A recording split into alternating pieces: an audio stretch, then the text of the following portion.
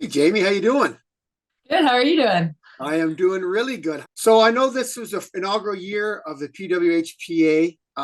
Feelings going forward, what do you see from this season to next? I think this year was really a staple for us. We spent the whole season on the same teams, and we kind of treated it as like a season and standings and so forth. So we were able to train in our individual hubs. I was able to train in Toronto with a great group of girls here, and then every showcase we went to, we were put together on the same team. So there was four teams. The kind of cool thing about it is we had a big championship weekend at the end, and we were able to go to Southern California and do that. And Team Harvey's came out on top. So can never go wrong with a championship. So they were great hosts out there, and it's always nice to be in the sun. And I mean, looking forward, I think our goal is still the same. I think it's to have a sustainable league for professional women to play in. And obviously we've been in this fight for 4 years now, and it's been tough. But I think this year was a really big step forward. And I mean, the level of play was phenomenal. I think every weekend and every different place you went to, you heard the buzz in the arena. I think it was really really important. That's awesome. And looking at your next month, pretty exciting. I mean, World Championships coming up again for you. How do you feel about that? Yeah, really excited, and obviously with it being in Canada, I think even more excited. I think we got the chance to play in Canada a couple of years ago in 2021, but with COVID going on, obviously we didn't get any fans or a lot of our family in town. So this time around it's going to be in Canada, lots of hopefully sold out crowds and lots of family in town. And I think playing at home is always special, and especially with that leaf on your chest. And hopefully it's some great crowds. And it's really nice having our families there. I think that's the biggest thing for me is, of course, being in from Ottawa and from Ontario, it's going to be super nice for it to be right in my home province. So it's going to be a lot of fun, and really looking forward to it. You look at the trips that we've made together over the last couple of years.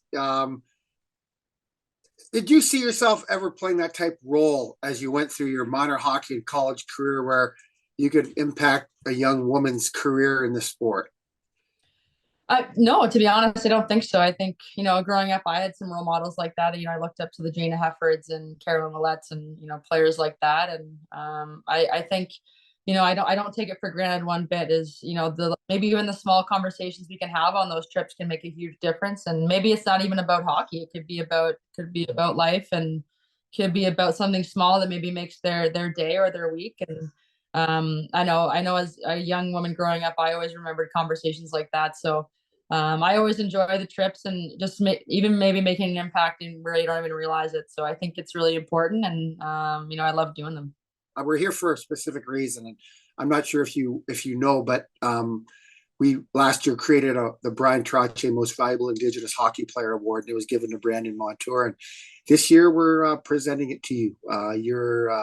You've done a great job, not just in your own career, but outside the rink and in communities, and carrying that torch for young female hockey players. So I couldn't think of this year, especially a better recipient to somebody who carries himself in a way that is always inviting to young girls to come up and talk to you, and make yourself available to those conversations. So on behalf of APTN and Hockey Night in Canada and Cree, congratulations.